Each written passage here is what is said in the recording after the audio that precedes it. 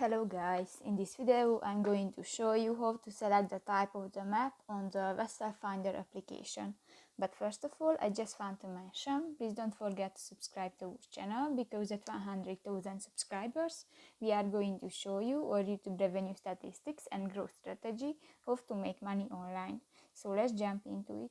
First of all, open the application on your device.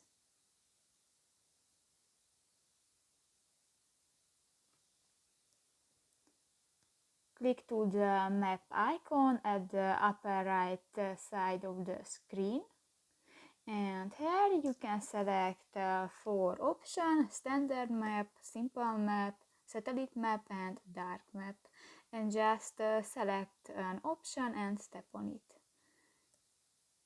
and done. So that's pretty much it for this video guys. See you in the next one. Bye bye.